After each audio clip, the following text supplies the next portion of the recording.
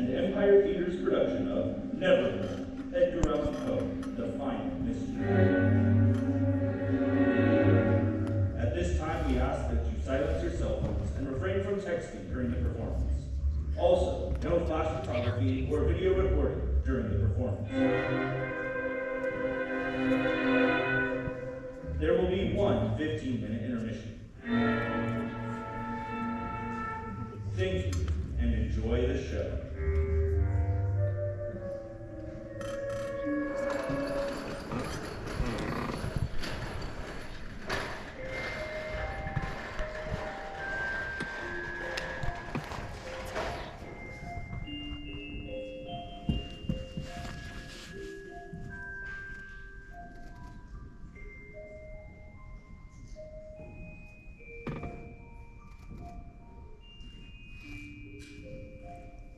Mystery.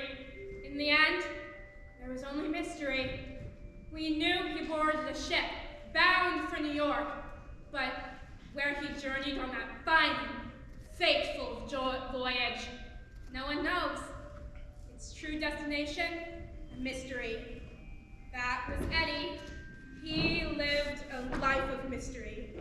I think that's what drew me to him. The mystery, the imagination. You have to make your own truth, he once told me. And he did. When I first met him, he had even fabricated a new name for himself. Edgar A. Perry. Sergeant Major Edgar A. Perry. He had run away from home, changed his name, and joined the army. He was already overwhelmed by his imagination.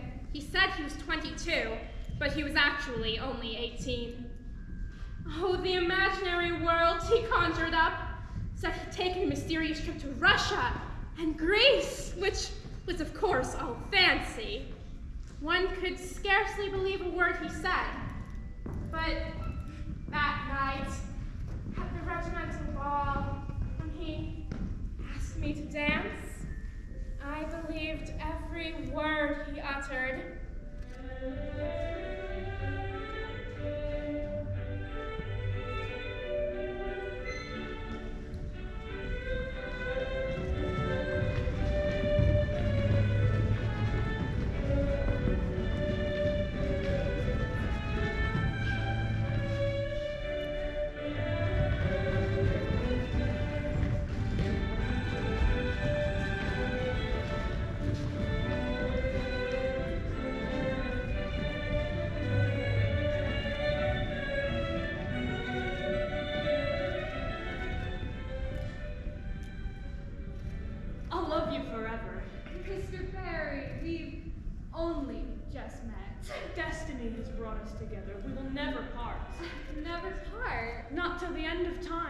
Not even then.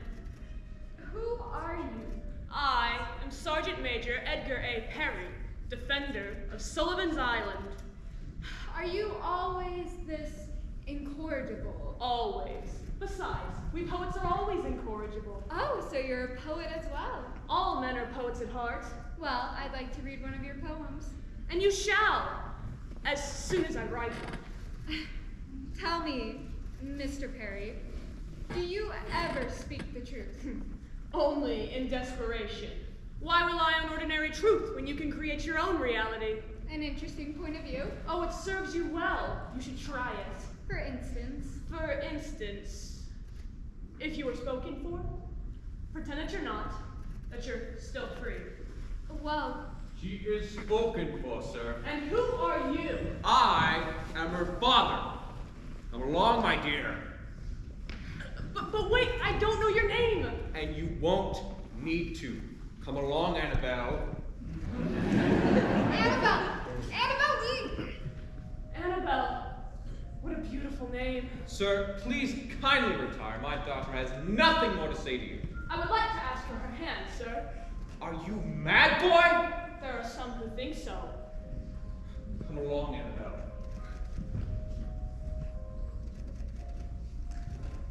Eddie appeared at our doorstep every day, but Father forbade me from admitting him. Of course, Father never said anything about chance meetings on the beach.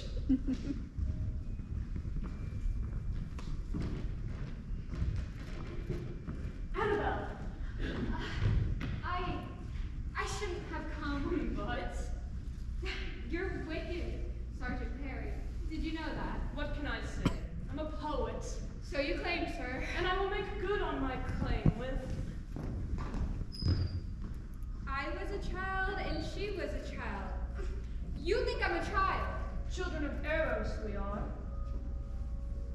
I was a child, and she was a child, in this kingdom by the sea. But we loved with the love that was more than love. I and my... Anabelle Lee. Eddie. Close your eyes. Why? Just close them. I have something for you. All right. Now hold out your hand. Pray, what kind of present have you for me? Gold? Diamonds? Eternity. Eternity. Anabelle! Anabelle! Father, I gave him the slip. I must go. Give him the slip again. I can't. Anabelle!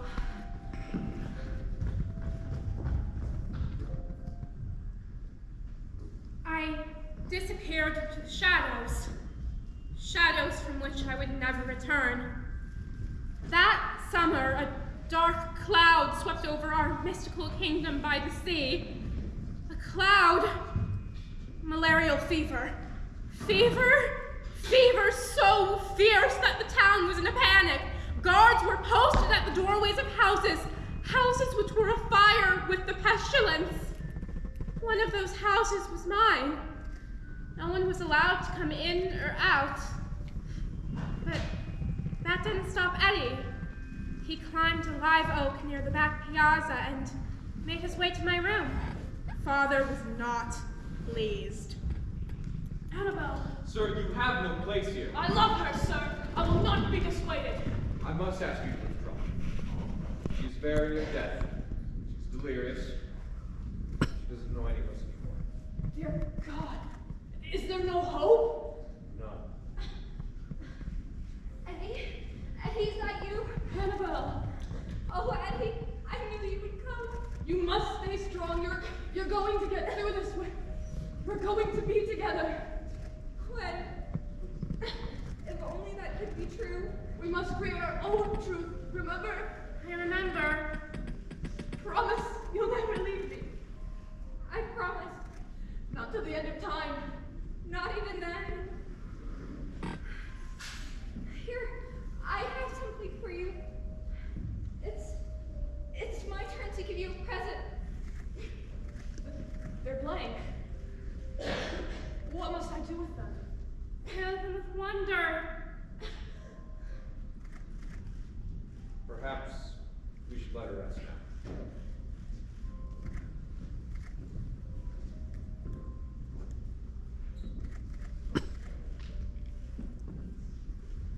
Take this kiss upon the brow, and in parting from you now, thus much let me avow.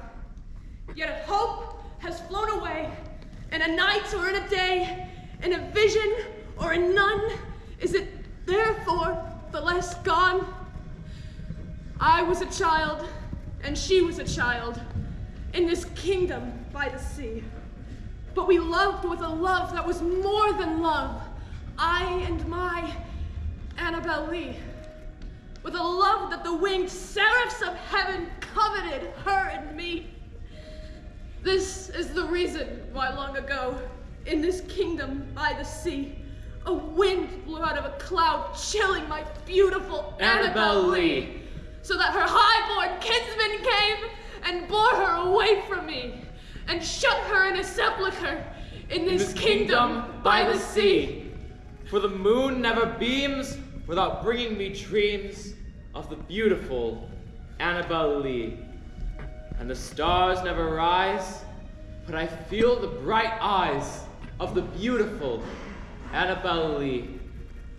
And so all the night tide I lie down by the side of my darling.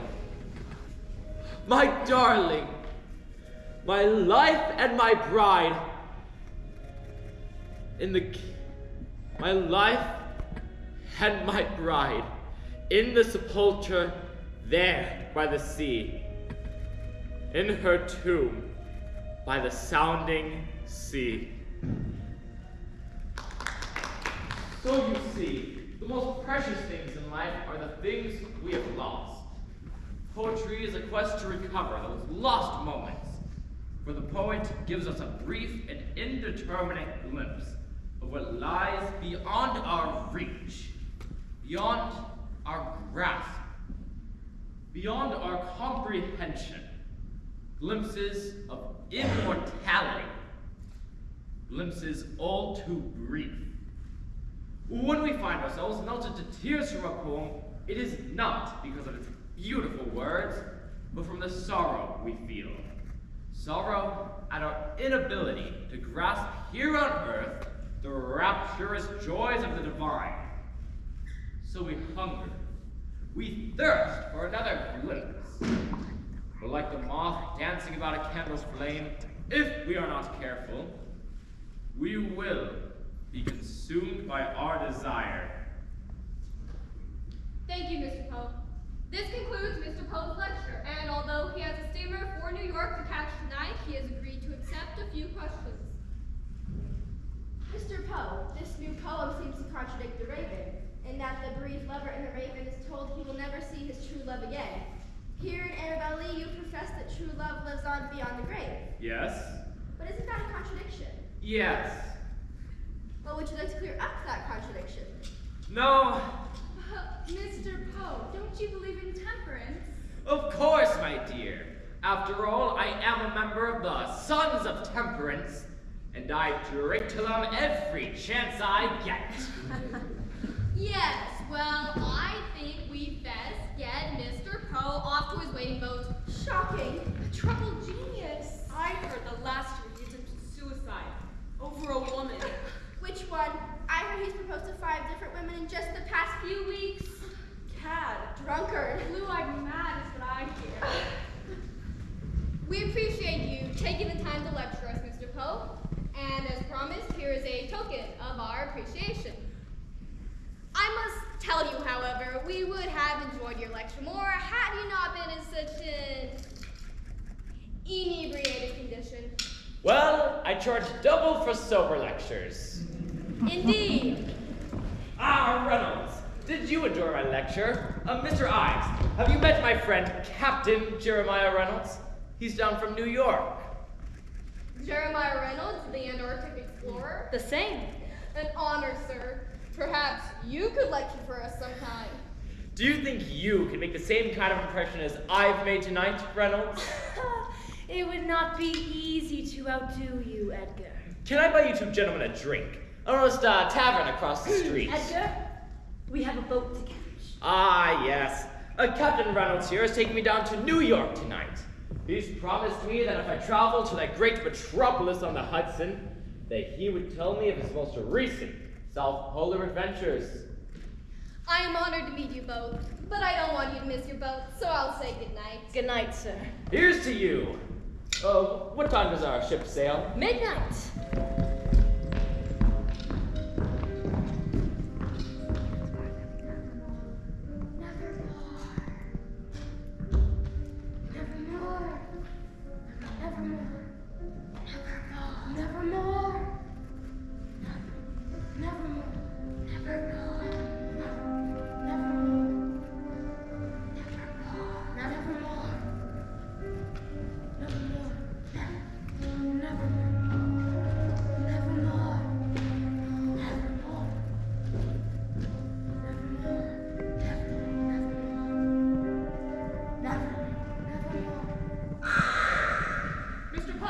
Yes? We've been expecting you, sir. Is it midnight already? Really not, sir.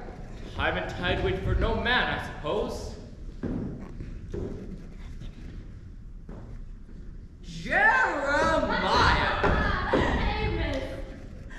And this must be the illustrious Edgar Allen Poe. Edgar, this is a dear friend of mine, Captain Nimrod. This is indeed a pleasure, Mr. Poe. I'm one of your most devoted readers. Are you? Indeed I am. It will be a pleasure to have you aboard. I'm sure the pleasure is all mine, sir. Will do. Come aboard. Thank you. Oh, Reynolds, I've arranged for you, Mr. Poe, to dine with me tonight. I've taken the liberty of inviting a few select passengers to dine with us. Dine now. Tonight. I know it's late, but see your name on the manifest. Everyone wants to wait dinner on you. Well, our bags. The boys will see to your bags, and I will take you directly to dinner. Actually, I think, Mr. Poe, you'll be especially pleased with our wine selection.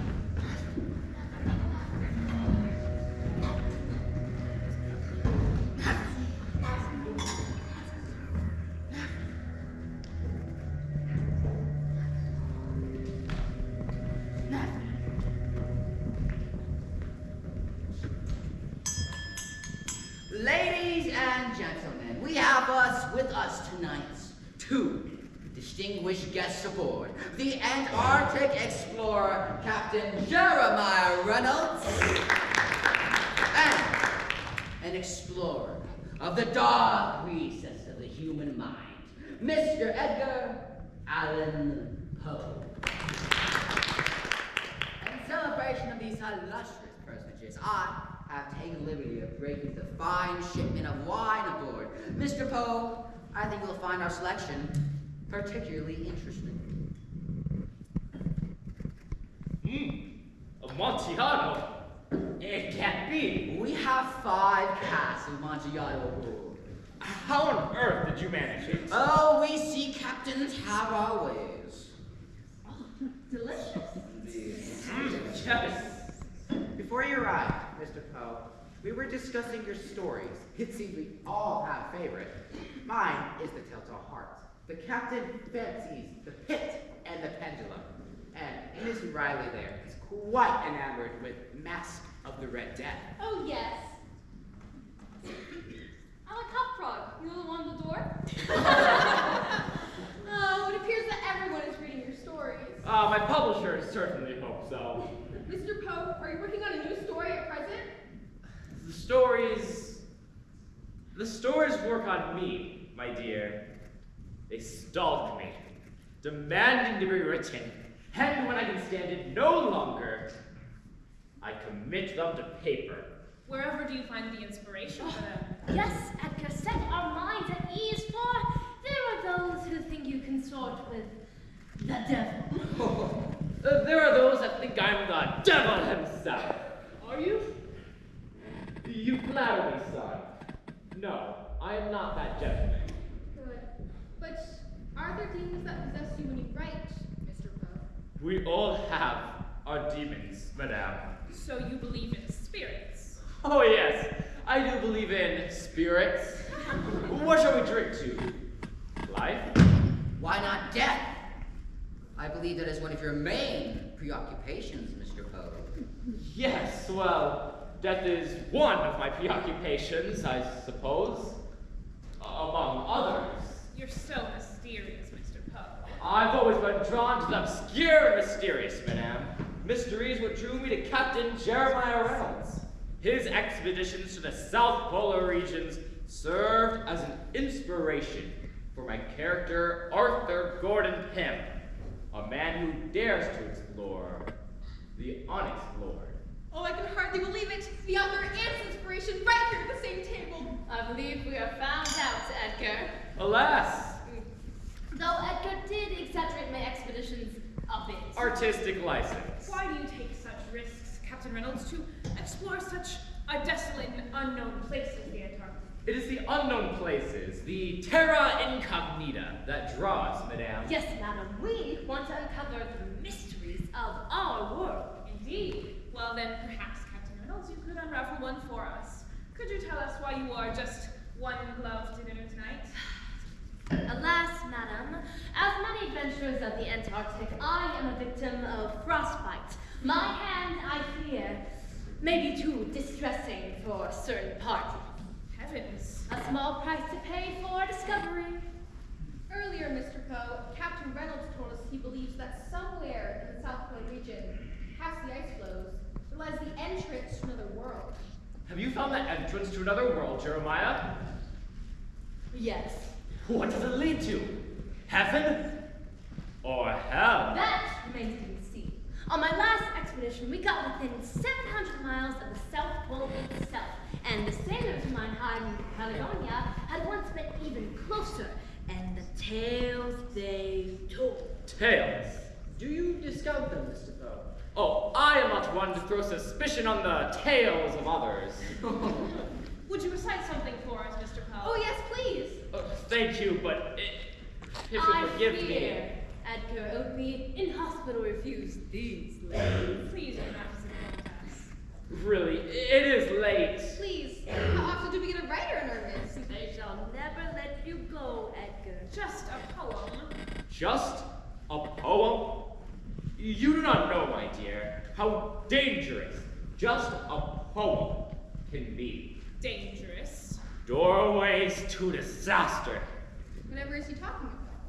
Poetry and literature are the windows and doorways into the nether realms. We poets seek to open the windows of light, but too often, we, like Pandora, open the doorways of darkness and unleash into our world shadowy creatures of evil. Creatures like the raven. Once, upon a midnight dreary, while I pondered, weak and weary, over many a quaint and curious volume of forgotten lore, while I nodded, nearly napping, suddenly there came a tapping, as of someone gently rapping at my chamber door. "'Tis some visitor," I muttered, tapping at my chamber door. "Only this, and nothing more." Hoping to hear, I flung the shutter, when, with many a flirt and flutter, in stepped a stately raven of the saintly days of yore. Perched upon a bust of Pallas, just above my chamber door. Perched and sat, and nothing more. "Tell me what thy lordly name is on the night Plutonian shore." Quoth the raven, "Nevermore." "Prophet," said I, "being of evil, prophet still, if bird or devil, by the heaven that bends above us, by the God we both adore, tell this soul with sorrow laden if, within the distant Aiden, it shall clasp a sainted maiden, whom the angels name Lenore." Quoth the raven, "Nevermore. Be that word a sign of pardon, burn a fiend I shrieked upstarting. Get thee back in the tempest and the nice Plutonian shore. Leave no black plume as a token of the lie thy sword hath spoken. Leave my loneliness unbroken. Quit the bust above my door. Take thy beak from out my heart, and take thy form from off my door." Quoth the raven, "Nevermore."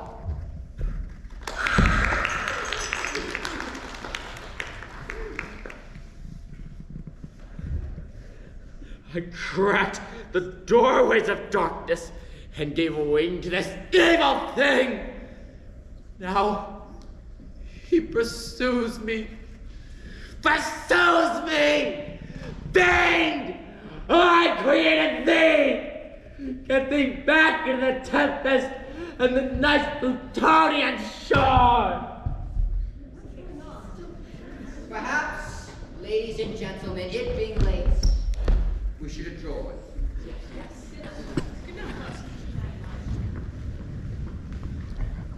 Good night, Mr. Poe. Edgar, are you all right? No, he pursues me day and night. The raven? Yes, he's sunk in his claws into me and he won't let go. Not since that night. I hadn't written in months, and I feared I'd never write again. One night, after an evening of libations, I made my way back to my rooms. I picked up paper and pen, determined to write again. But nothing would come. Nothing!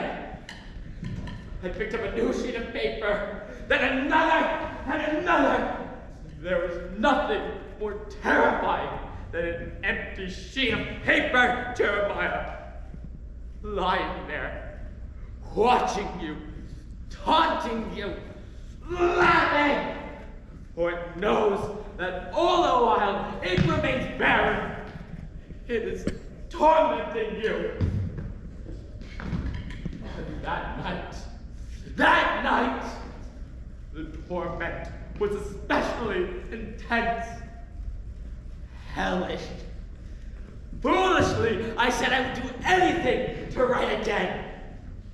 Anything. And then, the words came. A watershed of wonder. Every drop that fell from my pen was brilliant, I tell you. Brilliant. But I shuddered at the sight. It was my lifeblood itself, dripping onto the page. A poem of despair, of love, eternal love obliterated. And I knew the moment it was finished that it was the devil's work. Edgar, you sell yourself short. Yes, I did sell myself short. A great reputation, a brilliant career, and a dark shadow over my soul. So I don't write anymore, for fear that what I write will be the devil's work. And because I don't write, he pursues me day and night. Get a hold of yourself, man. I know my time is near, Jeremiah. I can feel the angel of death breathing down my neck. Perhaps you just need a good night's sleep. No, I am pursued by demons in my sleep. So I don't sleep. The only rest I get is in a stupor that consumes more of me than I of it. Once I could keep the demons at bay with paper and pen. No longer. No longer! I fear the terrors I might write. Come now, you'll write then. No! I will never again do the devil's work. Besides, my hand shakes so, I can only make scribbles on the page.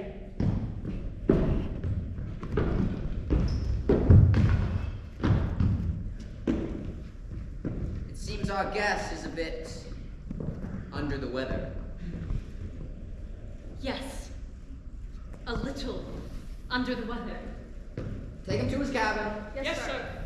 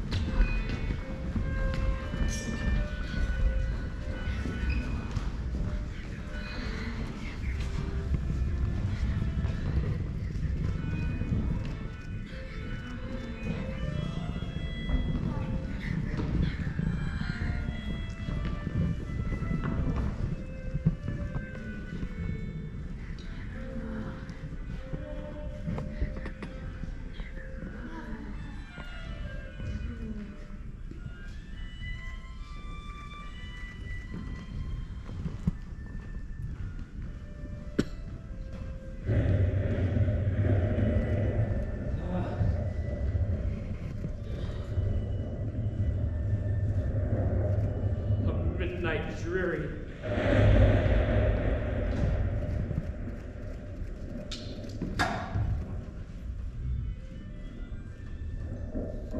Go away! Oh, please! Who's this rapping at my chamber door? Is it the wind? And nothing more? Sorry to bother you so late at night, sir, but I'm afraid there's been a complaint. A complaint? Yes, sir. If you please, sir, a word with you. A word with me? Is there no one else here? No. Now, if you would kindly explain. We have reason to believe there was some kind of altercation here tonight. Altercation? You say there's no one else about now? No. Now, if you would please explain. Tell me, sir, how long have you been in your room here tonight? My cabin? Well, actually, gentlemen, I don't exactly know. You must have some idea. Well, I boarded the ship about midnight. I dined with all the other guests. I fear I may have had too much to drink. And when I awoke, I was here. What ship, sir? What ship? Why this ship? Subject thinks he's on a ship. Of course I'm on a ship. What's going on? Who are you? Inspector Grimke. And that's Constable Ross, then. Well, if you would please explain. Mrs. O'Leary, is this your boarder? Yes, that's the scoundrel. He and the other gentleman came in round midnight. Who are you, madame? Don't you pretend not to know me, sir. You lent this room to me 3 weeks ago. I was suspicious all along. I never would have let to him, but Hannah felt sorry for him. Said he looked like a wet puppy there on the doorstep. I've never met these ladies before in my life. He's been drinking, hasn't he? I run a respectable boarding house, I do. I told you I wouldn't tolerate no liquor under my roof. Demon rum always leads to trouble in boarders.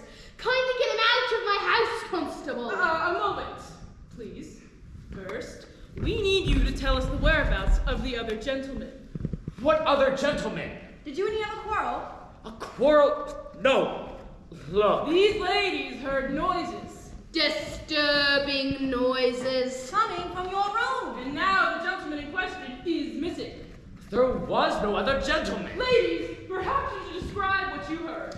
It was Anna that heard it. Go on now, Anna. Tell him what you heard. If you please, sir, it was a fight, a tussle. I could hear the sound of something or someone being thrown about, and then a thud, and silence. Is that when you called your mother? Well, I was too scared to move at first. I thought, after I didn't hear anything else for a while, I thought maybe I'd been Dreaming? Perhaps you was. I thought so too. But then, I heard another sound. Another sound. Yes, like someone chopping firewood. You know that sound when you chop up the fat litter? Fat litter? Yes, and the most mournful cries. You know that sound when someone is in the most purity agony. Like that time, Mama, you pull my eye to This is ludicrous! The girl is lame! Sir! Something suspicious has happened on these premises, and we need to sort it out. Now, you and an acquaintance came in around midnight. Is that right, Mrs. O'Leary? Midnight or thereabouts. There were words, angry words, and words may have led to an altercation. Perhaps. And now the gentleman in question is missing, is he not? And we'd like to know his whereabouts. There was no other gentleman! Oh, you think I've done away with him? Is that it? Oh, no. This is someone's idea of a little fun, isn't it? It's certainly not my idea of a little fun. I get it now. I had a little too much to drink last night, and someone wanted to play a trick on me. Brought me here and engaged you people to act this whole out. Very clever. You're very good. You must be actors. Actors? I don't associate that sort of riffraff. And who hired you, Mrs. O'Leary? Nimrod? Yes, Nimrod. He must have been angry with me. I wasn't on my best behavior last night, I'll admit. So, Nimrod put you up to this, huh? Quite clever, having you act out the telltale heart. Telltale heart. Are you going to pretend you've never heard of Edgar Allen Poe's The Telltale Heart? He told me his name was O'Quinn. I never told you anything of the kind, madam. If anyone's an actor, it's him, officer. Let's all stop acting, shall we? Look, I don't know what's going on, so let's end the charade. You even have the sound. Sound? Yes, the heart. What is it? A clock? What'd you do? Muffle it to sound like a heart? The man is mad. Sounds pretty authentic. Where is it? The chair, under the chair. No. Ah, the floorboard's right. Here. There. Oh, I had no idea I was let into a madman. Here. What is that? Oh, my heavens! Monster! This has gone too far, gentlemen. I think you better come with us! I'm not going anywhere until someone tells me what's going on. Where's the captain? There is no captain here, sir. Of course there's a captain. Every ship has a captain, and I demand that you send for him. There is no ship! Of course, this is a ship bound for New York. Look, I will end this charade if you would just look out the port. Oh. This isn't amusing anymore. I'm getting out of here. He's trying to escape! Hold on, sir! Let me go! Stop him! Stop him!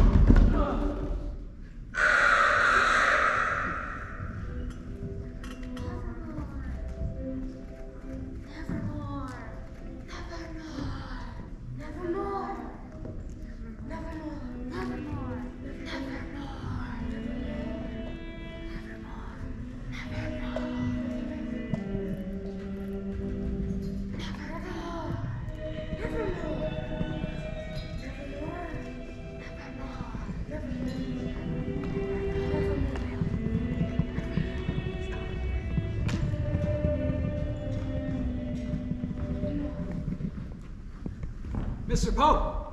What? Who? Are you all right? Yes, He must have hit his head on the hatch during the storm. Sir, during bad weather, you will have to hold on and watch your head. If you want to keep it. Yes, of course. I must not have been watching where I was going. Sir, I think it's best for you to sit and rest a bit. Of course. Of course. I'll get something for his head. No, it's just a scratch. Are you sure, sir? Yes, I'm all right. Can we get you anything? Something to drink, perhaps. Some spirits of sorts. Yes, sir, of course. Thank you. You know, on deck at night, sir, we have to be careful. We don't want to lose our most illustrious passenger. What were you doing out at this hour anyways? I had a most frightful dream, and I suppose, I came out for some fresh air. Some storm we had last night must have awoken you. Yes, it did.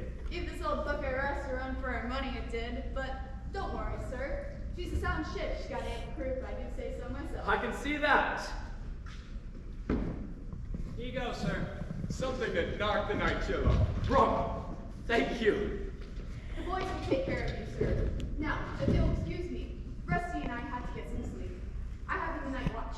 Yes, yes. Thank you. Better, sir? Yes, thank you. Good.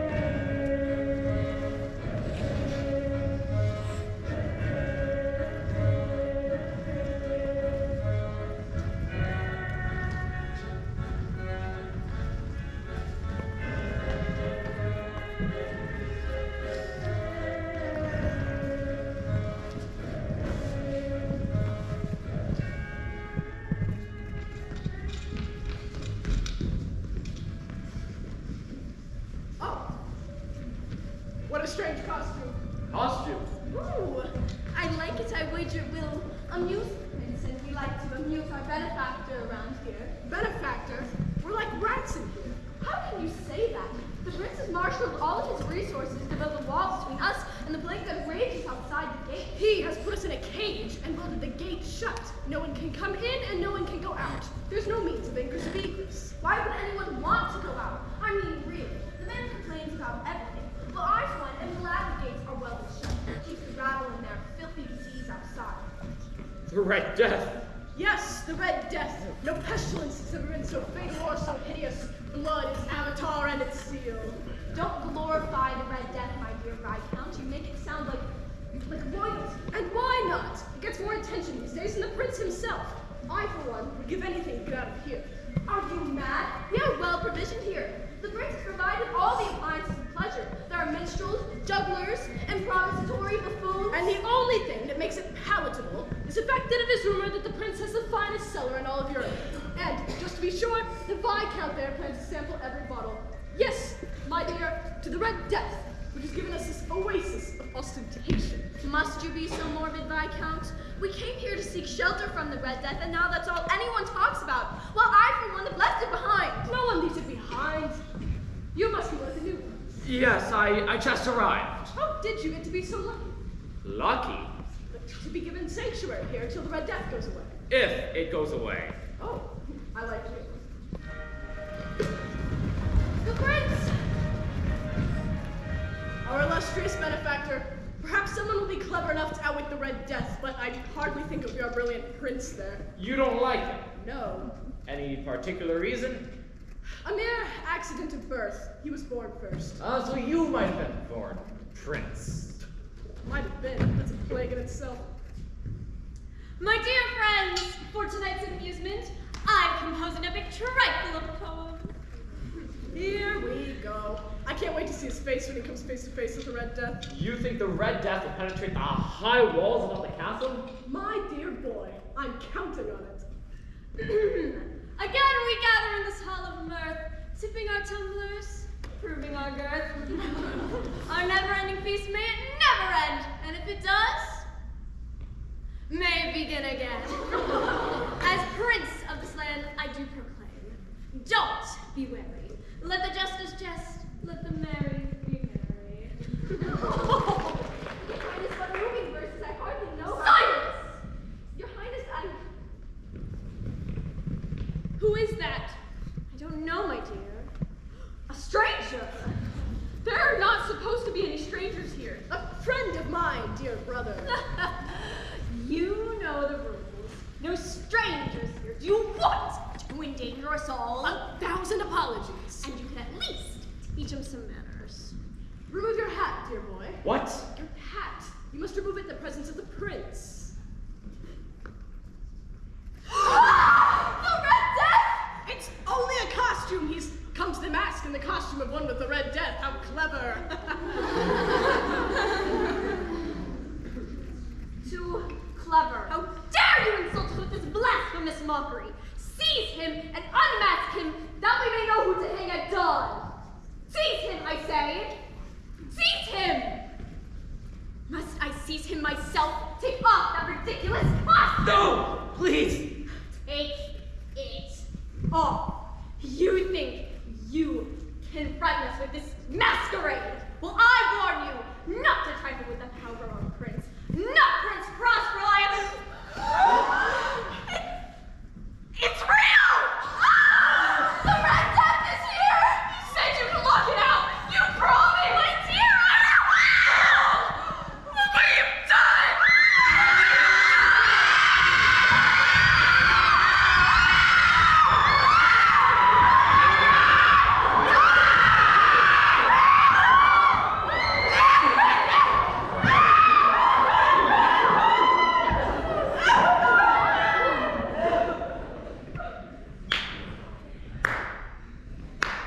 Very funny.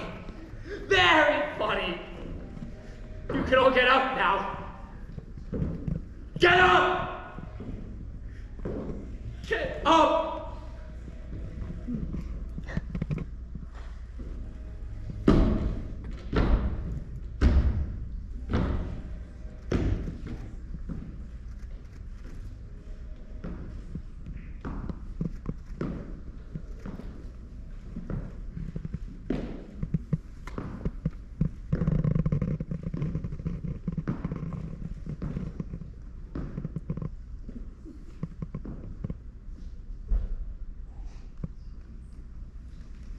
Nimrod?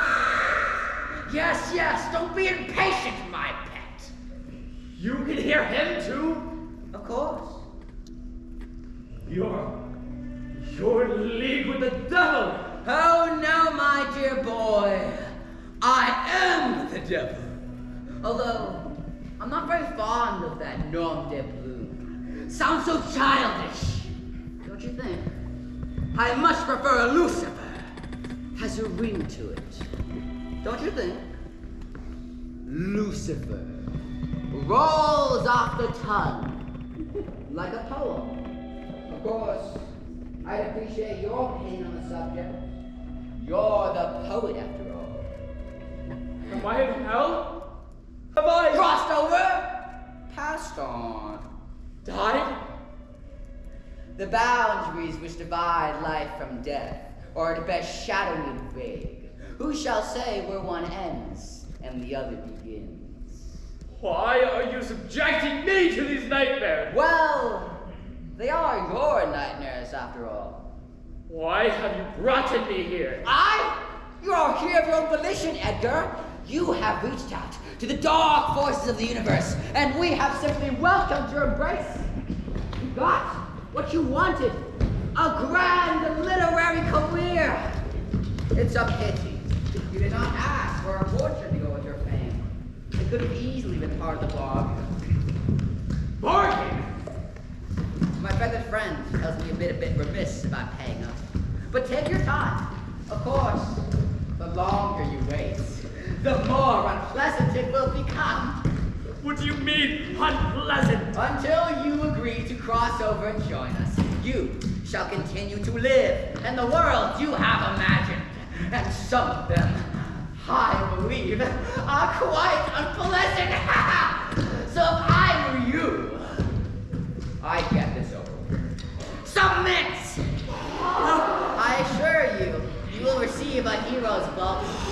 After all, you've made our dark world quite renowned. That was not my intention! No! Your intention was to make yourself renowned, wasn't it? I won't submit! Then your nightmares will continue. Until you are persuaded. And believe me, we're very good at persuasion. No! No! No! Let it go! Get off of me!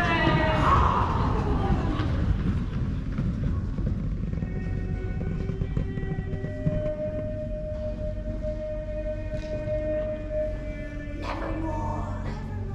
Nevermore.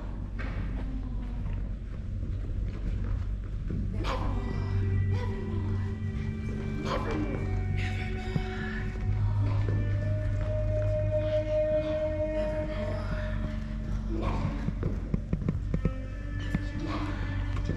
Let me go!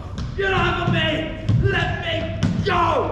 I'm only trying to steady you, sir. Steady me? Yes, there was a terrible storm last night. Not a good night to be out on deck. Our apologies. Get away! Edgar! Edgar! What's wrong here? I think he's had a bit too much to drink, sir. Who am I to... No! They are agents of the devil! My crew. And he's the captain! The devil himself! Edgar! They're all after me, Jeremiah! But, my dear fellow Nimrod... They want my soul! Your soul. You hear? The raven up there!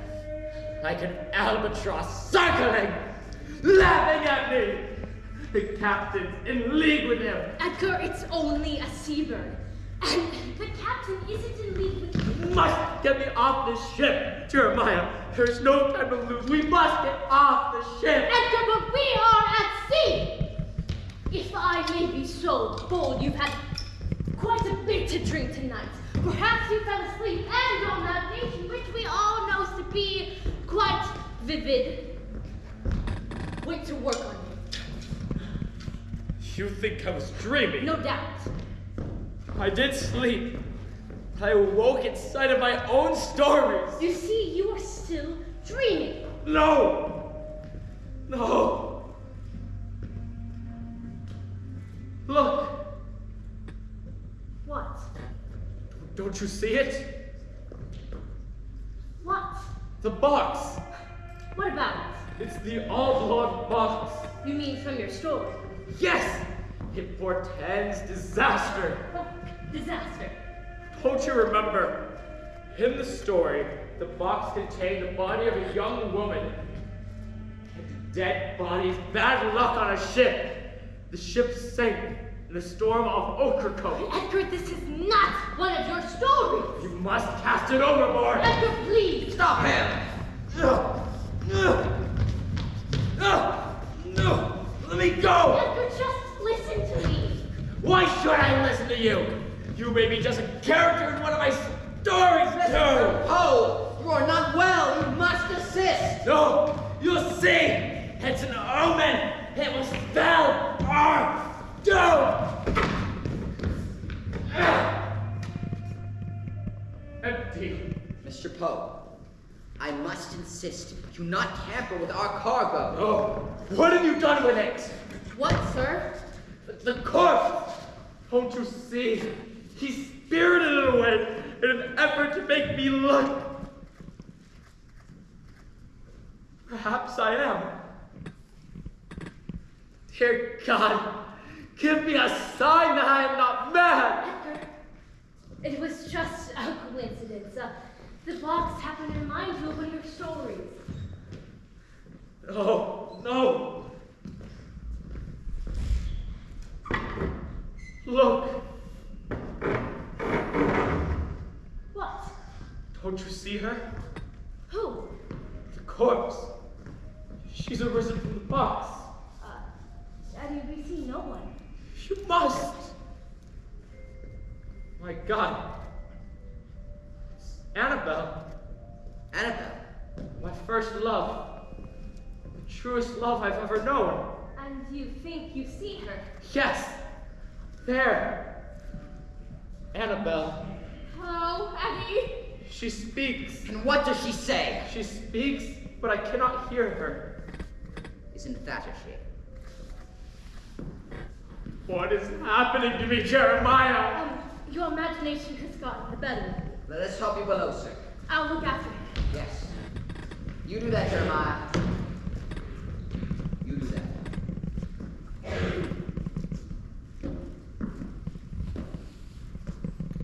Nice try, my dear. But as you can see, he didn't even believe his own eyes. So off with you. You know the domains of heaven have no power here. I know that. You only prolong his agony. Go back to your kingdom of glory. What will it take to win him a reprieve? There are no reproofs here. He has sold his soul. It is ours now. The bargain is sealed. What about a new bargain? A new bargain. My soul for his. An even trade. There's nothing to be gained by that, my dear. Although I will say, your soul is one I would have loved to have won. Perhaps you can still win it. What do you mean? Give Eddie a chance to find his way out of your dark realm, to write again without your help, from his own imagination, from his own heart. And if he does? You release your hold on him. And if he fails? You get both our souls. I didn't realize your kind went in for wagers. Oh, yes. You must especially like long shots. We specialize in them. Very well. We will reach the entrance to the netherworld by dawn. I will give him until then to write of his own accord, but a few conditions. You may observe him, but you may not make yourself visible to him. Nor may you touch him or speak to him. Not a word. Until? Until of his own free will, he picks up his pen. Very well. And into the meantime? The voyage into darkness continues.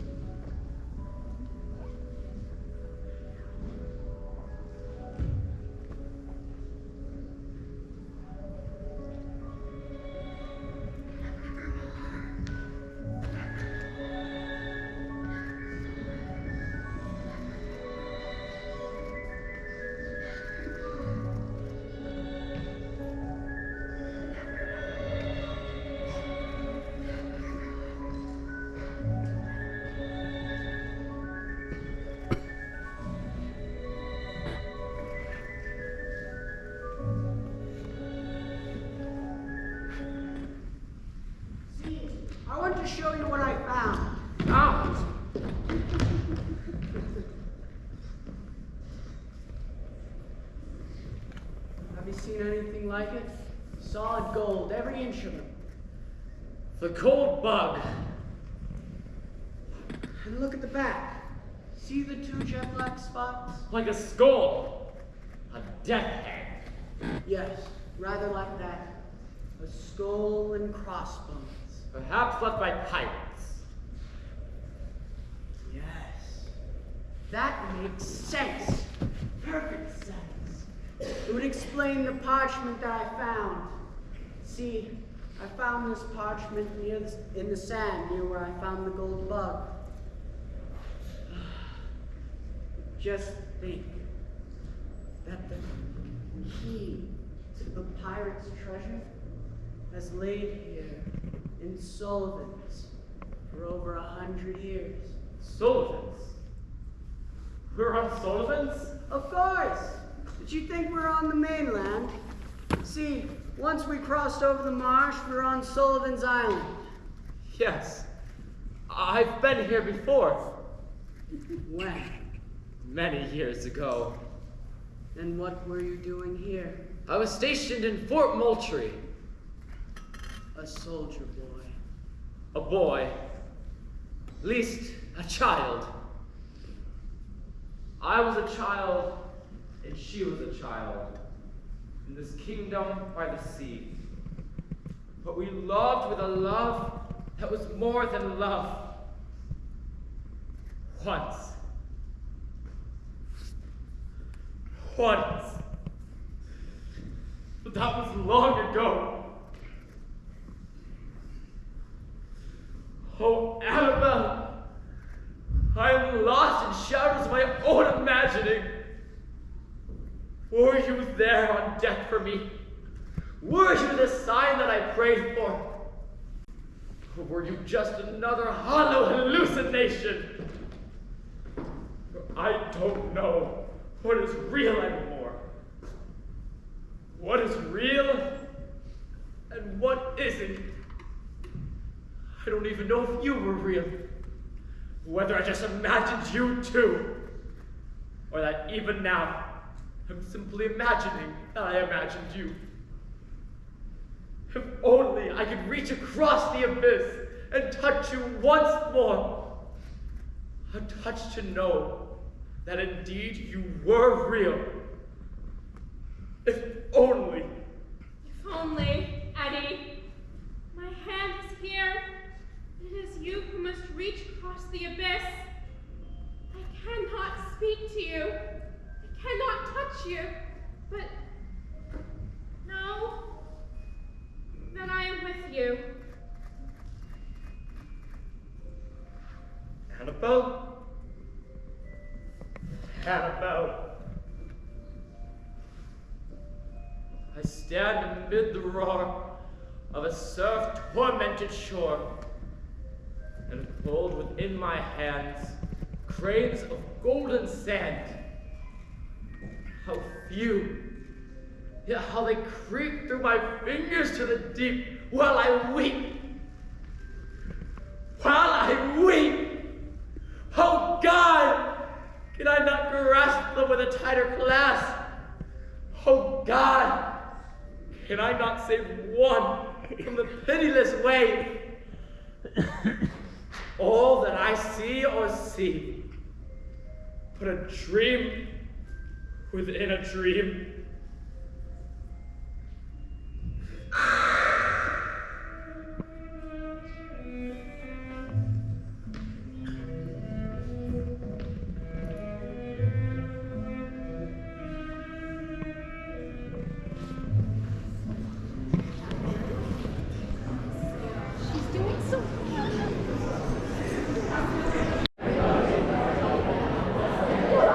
Raise it higher. You can see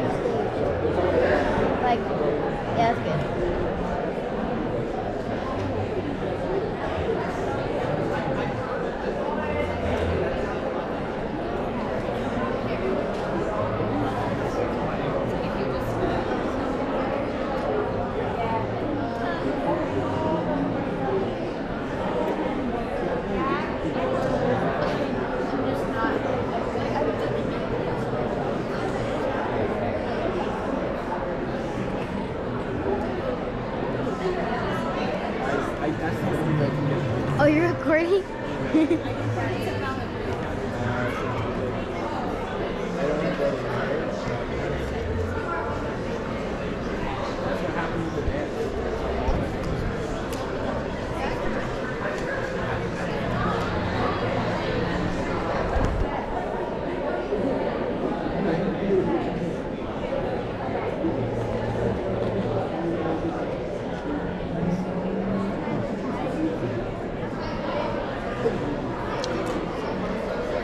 Is it like only 30 more minutes? I think another hour. Are you serious? So we...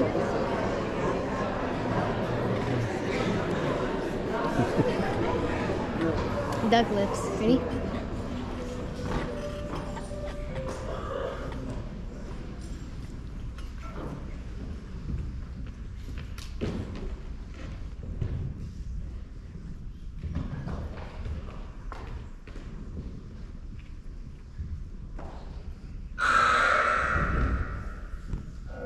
A dream. It was all a dream. Yes, of course. A dream. Tempest Fugits? Nimrod! Oh, I like this story. The predicament. Such an appropriate title, don't you think? Considering it's such a long way down, but don't worry. The clock won't cut off your head as it does in your story. I thought that was a bit too macabre. Even for you. So I'll be pushed off the ledge instead. Time will tell, my friend. Time will tell. You may have purchased my soul lock, stock, and barrel, but I am not your friend, nor will I ever be. Pity. I thought perhaps by now you'd be ready to give up your futile struggle. Never! Never. Now where have I heard that before? Why do you torture me like this? Torture? This isn't torture, Edgar. This is a mere amusement. Well, I'm not very amused. The Raven is. Laugh then. Laugh if you will. You find it amusing that I'm here in a predicament of my own devising. Trapped on a ledge of the imagination. Dangling between heaven and hell. Will you give me no respite? No mercy? Laugh! Laugh then! Laugh!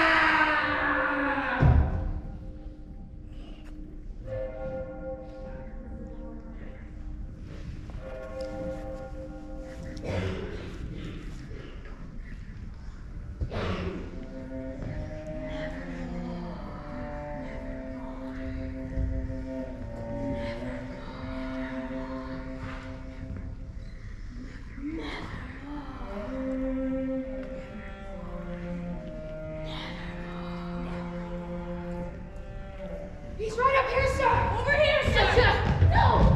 What happened? He fell from the mainsail rigging, sir. What's he saw? He looked up and there he was ranting and raving about heaven or hell or something. Miguel lit up the ladder and before he could get there, he lost his grip. He didn't lose his grip, he jumped. Jumped. He was terrified of us. Of me. He jumped to get away from us. Edgar! Get him some water. Jeremiah, is that you? You've had a fall. Fall? No!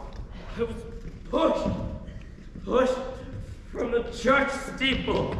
The hands of the clock pushed me off the ledge. Clock? There is no clock, Edgar. You fell from the rigging, sir. He's bewitched you. Don't you see? The captain. You see only what he wants you to see. Edgar, breathe. Please, you must believe me, Jeremiah. He must. You must get me off this ship. Edgar, when we reach our destination tomorrow, I will get you ashore first thing. Promise me. I promise. Now rest. Rest and regain your strength. You're a good friend, Jeremiah. A good friend. Take him to his cabin and secure him to his bunk. We don't want any more wandering about.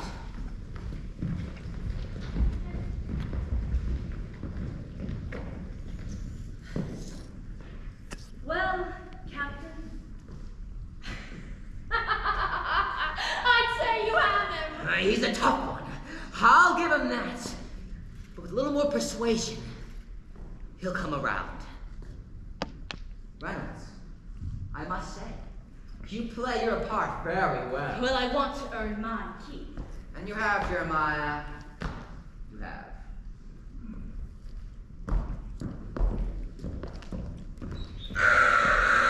Patience, my pet. Have patience.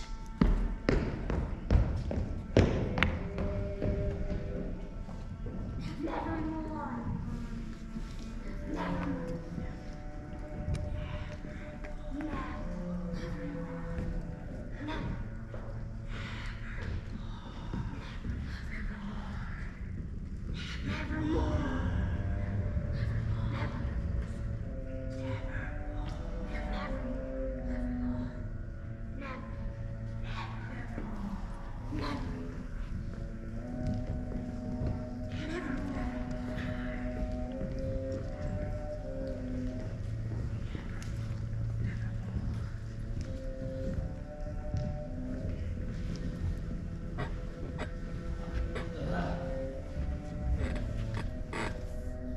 Another awakening.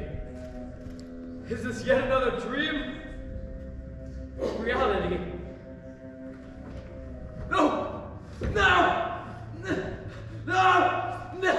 No! Feeling better? Jeremiah! Oh, thank God! You've broken the spell! Spell? Yes! The pendulum was swinging overhead, growing closer and closer. Edgar, it's only a lantern swaying like a ship. No! It was the pendulum. Like from one of your stories. Yes! And I was bound here beneath it. You were bound here to keep you from wandering up deck in your inebriated condition. Untie me! Only if you promise to stay below. It's rough on deck. Right. All right. But there is good news. Since the winds have picked up, we shall reach our destination by dawn. And then you'll get me off this phantom ship. I promised, didn't I? Well, when we reach New York. We won't reach New York, Edgar. I don't understand. I thought you said we'd reach our destination by dawn. And we will, but it's not New York. What do you mean? I said we have a new destination. I told you I had a new adventure to share with you. Where are we bound? We are bound, Edgar, for the Antarctic! No! How can we be in the Antarctic after only one day at sea? Oh, the powers here, Edgar, defy the imagination. Powers here? My God! You're part of this too! Part of this horrible nightmare! How could you lead me on like this? Where have you brought me? I've brought you to the edge of the earthly existence. And there, ahead, the gateway to hell itself, Edgar! I found it on my last voyage. Beautiful, isn't it? A giant, swirling vortex into the netherworld. The maelstrom. Yes, I knew, if anyone, you would appreciate my discovery. It's terrifying. Yes, isn't it? I knew you would be the person to chronicle my greatest discovery, but there was one problem. No one had ever escaped the swirling grip of the maelstrom. Then how did you escape? I made special arrangements. With whom? You sold your soul! It wasn't such a bad bargain. I got the chance to return to the land of the living and the chance to appear in the world's greatest mystery story. Written by me. Of course. the story Nimrod wanted me to write. You're doing his bidding for him. Why? Why, Jeremiah? What has he offered you? What could possibly implore you to? The chance to walk amongst the living again. That's what he's offered you, isn't it? To release his hold on you in exchange for what? Don't judge me too harshly, Eddie. You must consider the circumstances. Nimrod offered to save my life and my ship if I brought you here. You saved your soul by serving my hand on a silver platter! I had no choice, Eddie! We all have choices, Jeremiah. Spare yourself the agony. Listen to Nimrod. He will persuade you. And if I refuse to be persuaded... Don't! Edgar, the horrors are too great. Besides, all your friends are here. Friends? Yes. Extraordinary murders. This morning, at about 3 o'clock, the inhabitants were roused by a succession of terrific shrieks issuing forth from the fourth story of a house in the Rue Morgue, known to be the sole occupancy of one Madame Lispane. and her daughter. Mademoiselle Camille Lispane. I received a letter this morning from an old friend of mine, asking me to visit his home. Signed in the nervous script was the name Roderick Usher. Usher. The House of Usher. This one is my favorite. He was a professional jester and dwarf. His name was conferred on him by his inability to walk as other men. Hop Frog. Hello, Eddie.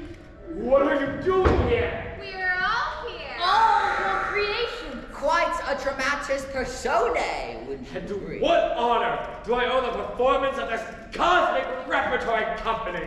You have given us immortal life. And we want to return that favor. The only question is how to do it. Suffocation. Drowning, Decapitation. something exotic, murder at the hands of an orangutan, perhaps? I'm not so scared. Are you, Edgar? Not you, of all people. I created all of you! How could you turn on me? We are not turning on you. We simply want you to join us.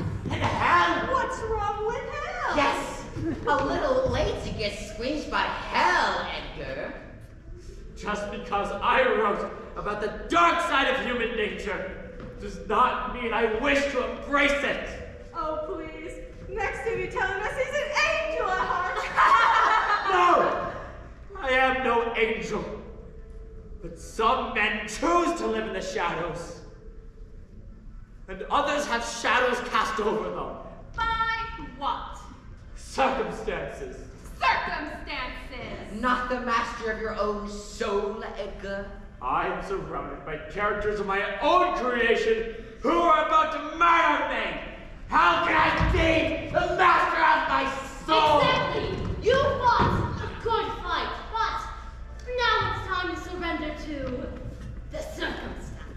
And if I don't, Oh, please. and if I don't, Then you will live in your nightmares. for how long? Ad infinitum. No. No! I don't believe you! Everyone must wake up to nightmares sooner or later! Must they? Yes! Yes! There must be a way, I just have to find it! Edgar, people like us belong here. It's our destiny. Just give in. Give in. No, there must be a way. I just have to find it. If I can only touch it. Go away. Please. No. Please.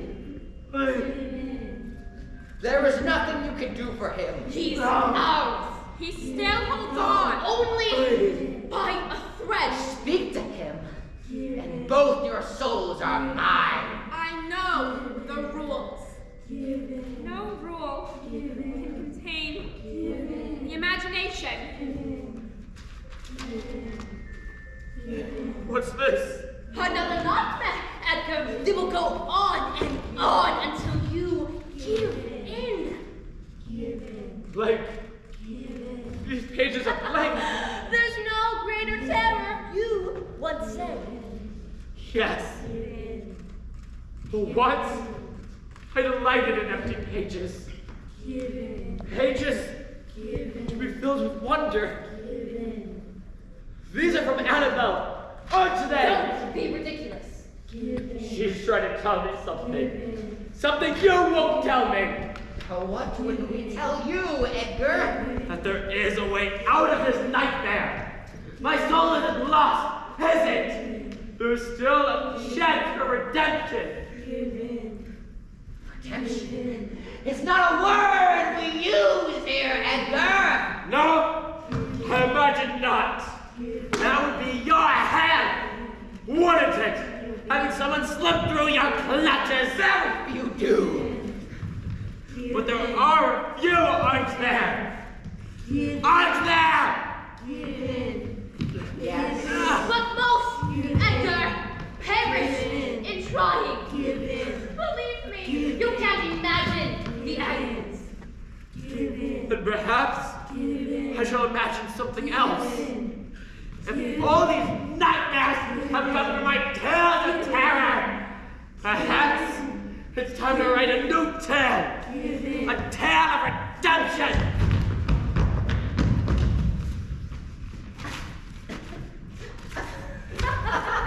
Writing, I believe, requires more than a blank sheet of paper. You are clever, my boy, but not quite clever enough. You have paper, but no pen.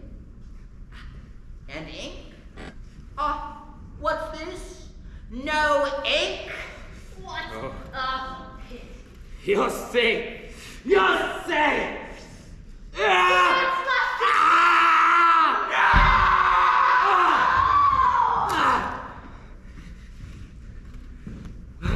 The phantoms faded away as the ship entered the harbor. I recognized it at once. The spires of St. Philip's and St. Michael's looming over the midst. Charleston. A cryptic note had summoned me there. On most urgent business, the letter said. It led me through a fashionable part of the city, in the middle of which was a large mansion, the worse for wear. I made my way to the massive heart-pine doors, brushed the cobwebs off the tarnished brass knocker, and knocked. No one answered. But in the gentle breeze which blew, I could see the window curtains dancing about the French open doors, open into the piazza. I wandered through them and made my way inside. The place had seemed long since abandoned. Furniture covered in dust covers. I wondered if this was all just another hoax, another cruel trick being played out on me.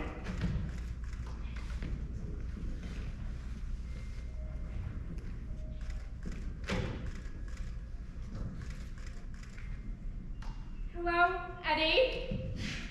Anabelle? I haven't grown so old that you don't recognize me. No, you're lovely, but... Oh, Eddie, such a cruel hoax has been played on you.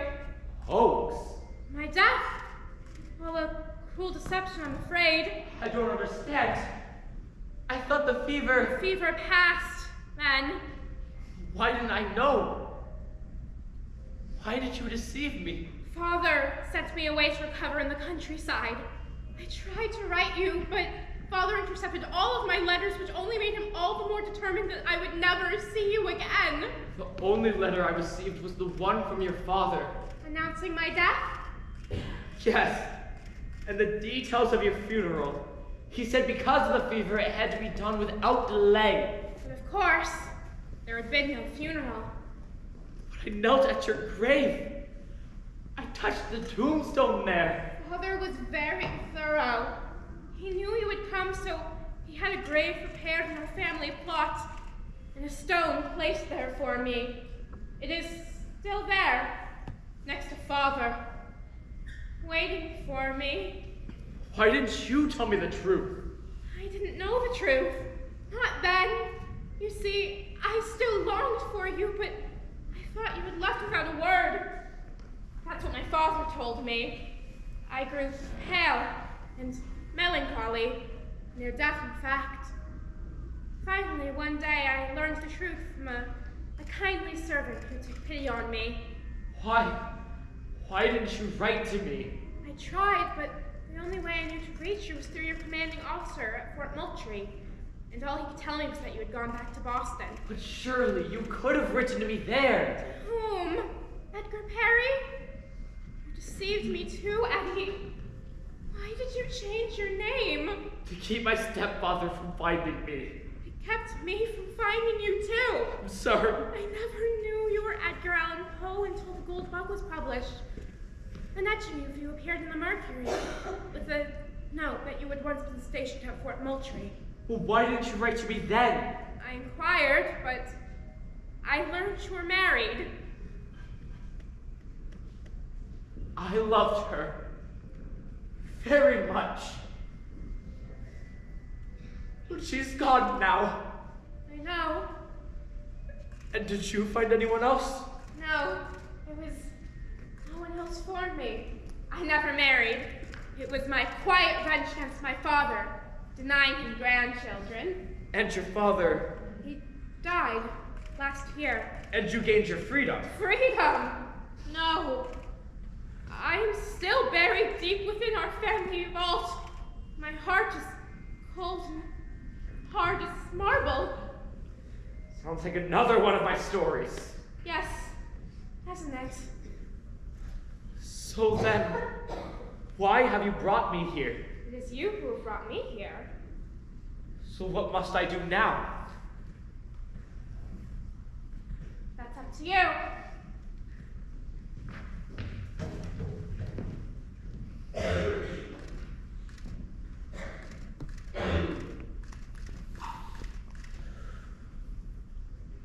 I can scarcely believe it. After all these years, to be back in Charleston. That mystical kingdom by the sea. With Anabelle, who across time and circumstance had reached out like an angel, bending low from the heavens above. Could this be another cruel hoax being played out on me? Is she real? Or am I once more simply imagining? Writing again, Edgar? Nimrod! So, how's it going? Quite well, actually. Once upon a midnight dreary while I pondered. It doesn't say that. But it does. Oh. No!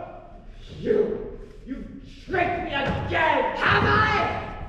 Or have you tricked yourself? Again! No. No! You're the trickster! Aren't you? Why? Why? What is it you want? Why have you pursued me all this way? Is this your revenge for my giving you wing? Is that it? Revenge! Revenge that I caged you in birth and bound you in parchment! Alright! Alright! Stay here! If you want your freedom, I'll give you your freedom then! I'll give it to you then! And there! There he is! There! Where? Up there, on the ground. Edgar, I go around we've been looking for you everywhere. Her descent into the mouth of hell has begun! You'll not take me with you! Edgar, we must get below deck before the storm blows over. This is no storm. This is the gateway to hell! The maelstrom. No, Edgar, it's just an old-fashioned northeaster. Just come down from there. Liar! I can see the swirling whirlpool below. The man is mad. Come down, Edgar. No! I must return to my destiny. Annabelle! Oh, Annabelle! You said I only had to call for you, and... Who's he calling for? I don't know. Annabelle! I'm calling for you. There. See it? He's gonna jump! Oh my God! Don't do it, Mr. Poe! Don't! You see? The light at the start. Edgar, it's only the moon shining in through the storm clouds. Just come down. Anabelle. My Anabelle Lee. I won't doubt you again. Take my hand. Don't do it, man! Edgar! No! Look out! We're losing the mainsail! What's happening? We're taking water from the low! We must get her escape!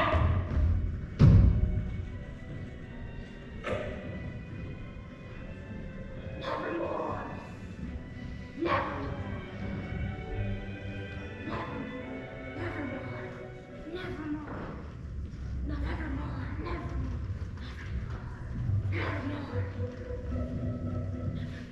Nevermore.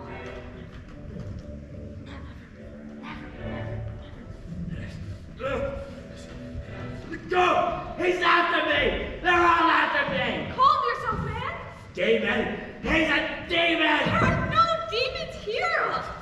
They're all after me! All after my soul! Get a hold of yourself, Mr. Poe!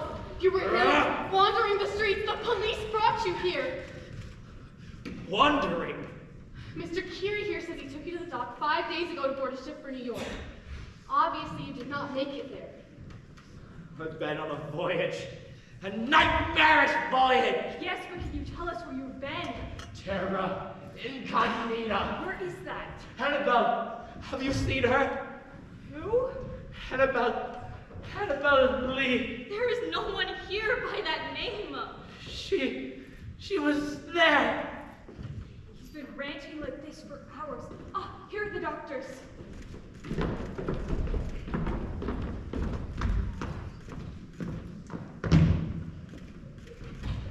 The demons! Back! Get away from me! Mr. Poe, it's only Dr. Fleming and Dr. Nicolai. Doctors? Why do I need doctors? We found him to the bed. We didn't know what else to do. You were ill, Edgar. I am not ill. Why don't you let us be the deciders of that? I have the most fearful dreams. Do you think perhaps I can get a drop of brandy? Perhaps a drop of brandy I fear, would... sir, brandy may be a part of your problem. Let's wait outside. You must help me, Doctor.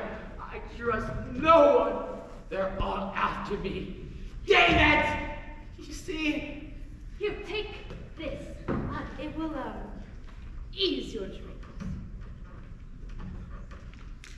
What is it? Poison, Edgar. Jeremiah! I'm sorry, Eddie. Sorry! Don't fret.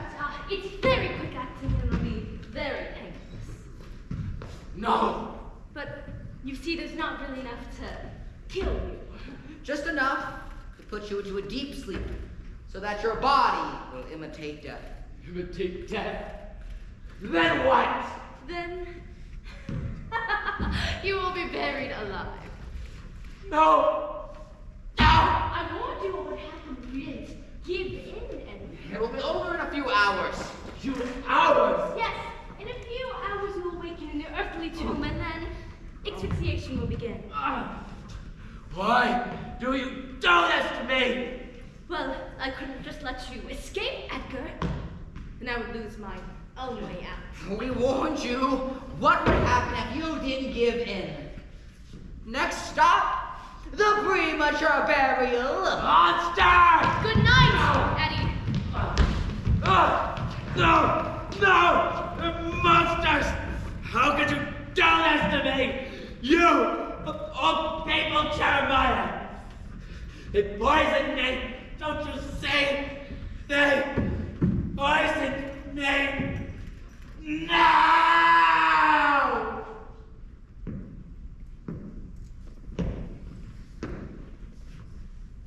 Gone?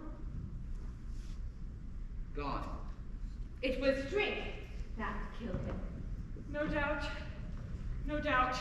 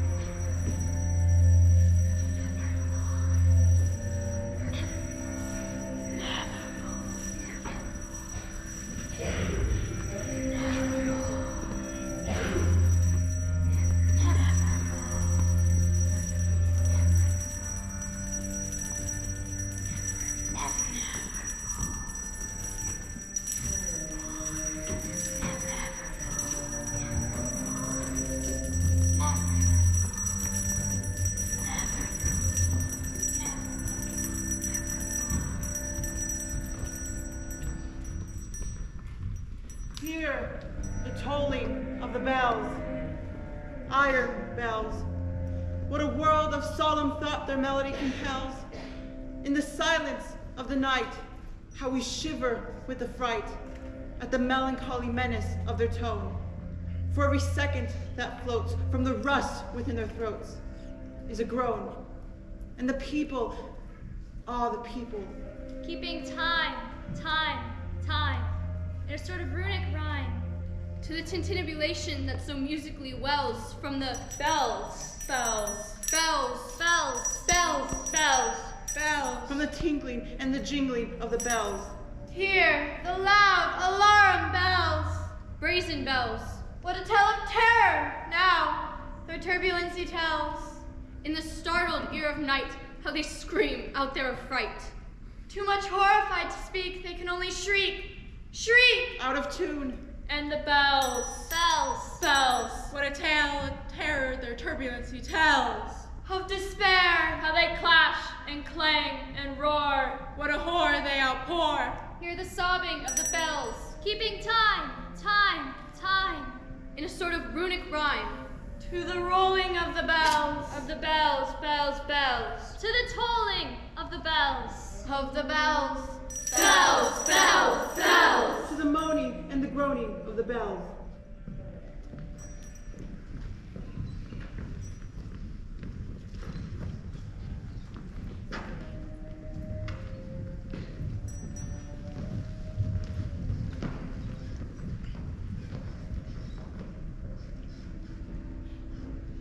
Drink, they say. A shame. Yes. I hear they found him in a gutter. Wandering about, delirious he was, talking out of his head. We recognized him. We took him in and sent for his family. Where had he been? No one knows. 5 days ago, I saw him aboard a ship bound for New York. But they say he never arrived. Where was he all that time? No one knows. It's a mystery. How appropriate. Isn't it? Well, it is. Poor wretch.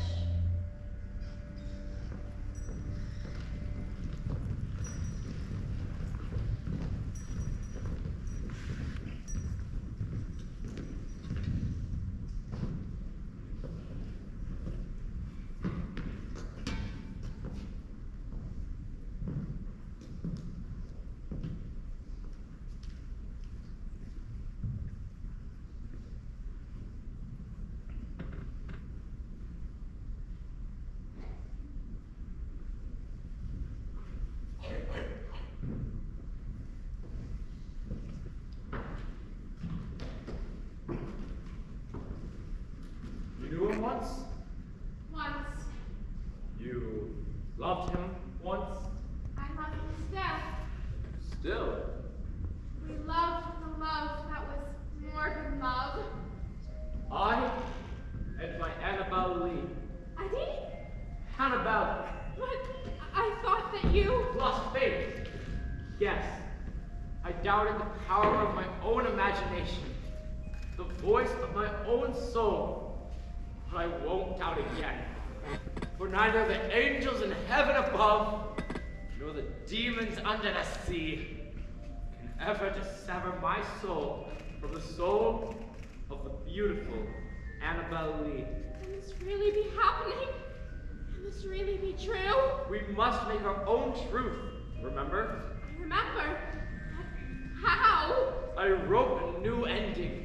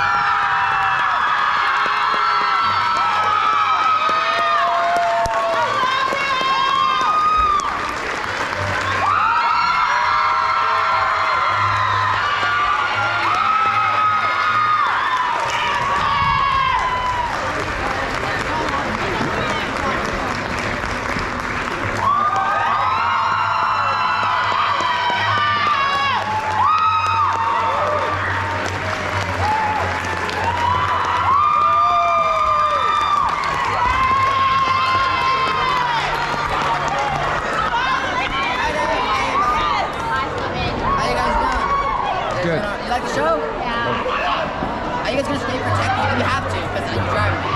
Alright, I'll talk to you. Yeah.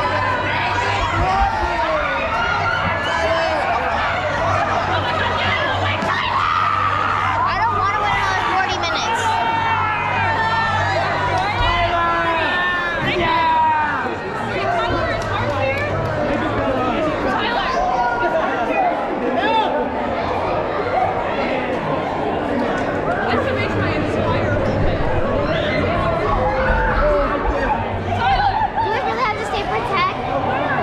No.